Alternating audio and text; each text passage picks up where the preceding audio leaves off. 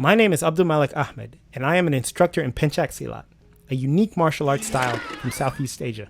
This is the story of my journey to Indonesia, to learn about the culture of the Malay people and to further my knowledge of the exotic and highly effective martial art of Pencak Silat.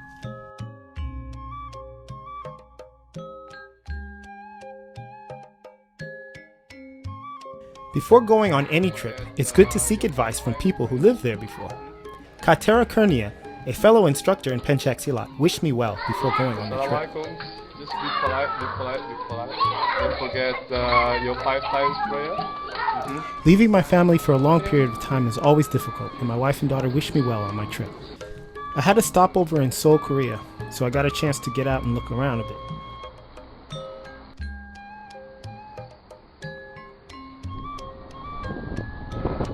This is Korea.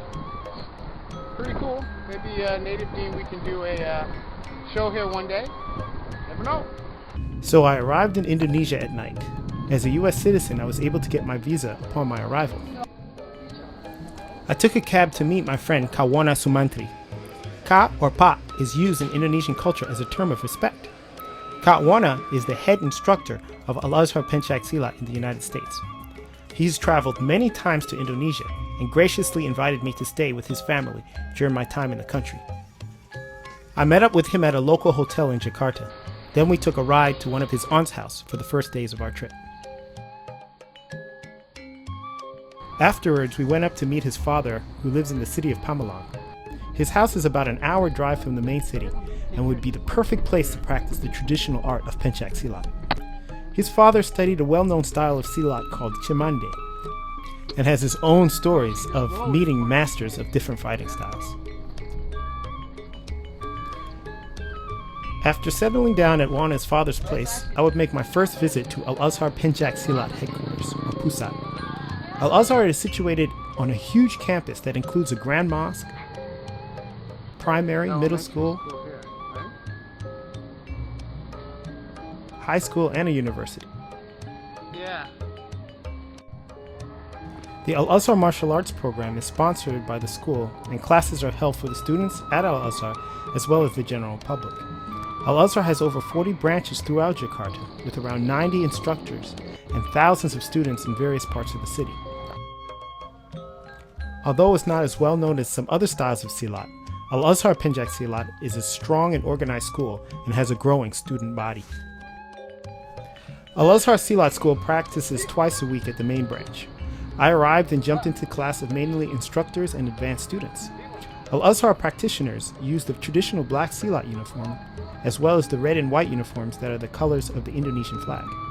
Although I only spoke a little Indonesian, I was familiar with the techniques and was able to jump right in and train with the other instructors. The head instructor is Kak Jojo. Kak Jojo has reached the highest level of Pilati Utama, or White Sash. He is one of the most active of all of the Pilati Utama, despite a recent motorcycle accident where he was seriously injured. He continues to teach as best as he can. Kak Jojo has extensive knowledge of the science of Pencak Silat, as well as practical experience in executing its techniques. His students told me years ago about how he met up with a well-known gangster. The police were all afraid of this man. Bravely, Kak Jojo challenged this gang leader and killed him.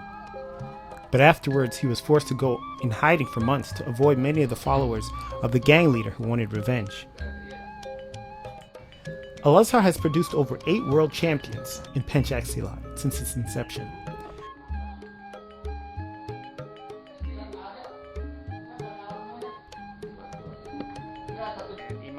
After practice, I met some of the other students.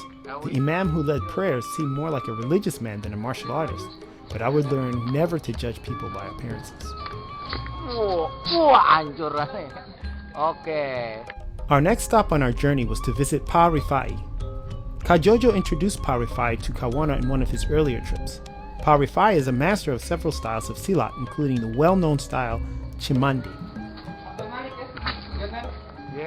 At 63 years old, he's one of the most important members of IPSI, the Union of Pencak Silat of Indonesia, and was highly influential in developing standard forms used in national and international Pencak Silat competitions.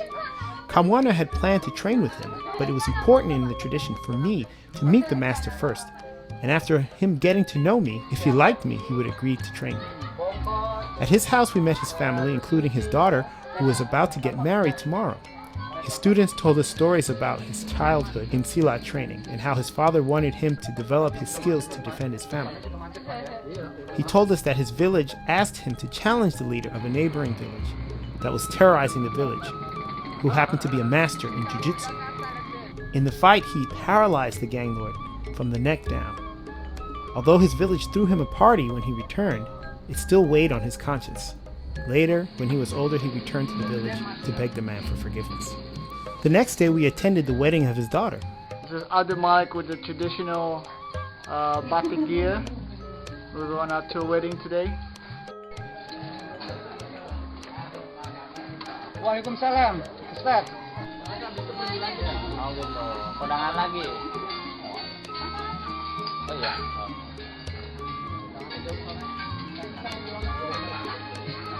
We met some of his students at the wedding. He told us about a student that came from Azerbaijan who was a champion in karate. Although he towered over Rifai, he was so impressed with Pencak Silat that he offered to have Rifai come to Azerbaijan for a month, expenses paid, to prove to his countrymen that he could be beaten by someone smaller than him. Some of the students we met were from Australia, Switzerland, and Kawana met a group of French students at an earlier visit. The next part of my trip was back at Al-Azhar headquarters. I met up with more of the students and instructors. Kajojo took me aside and reviewed some of my techniques.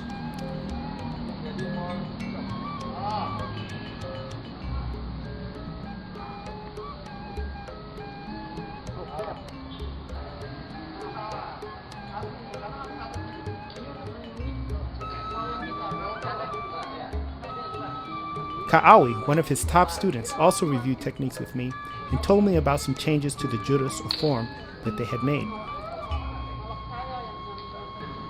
I got a chance to check out some of the other students who trained at Pusat, or headquarters. Like any school, some of them seem out of practice, but there were some that were very impressive.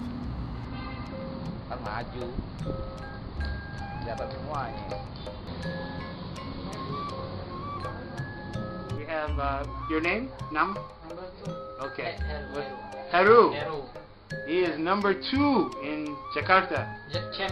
Championship. He has a tall. Lawannya. He fight tall people. Oh, tall people. Fast tall people. But he get second. I'm glad I didn't fight him today. Competitions in Indonesia are massive, with sometimes over 40 contestants in each division.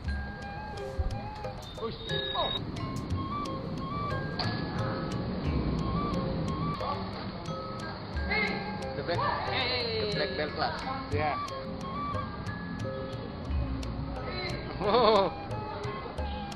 Then it was my turn to fight.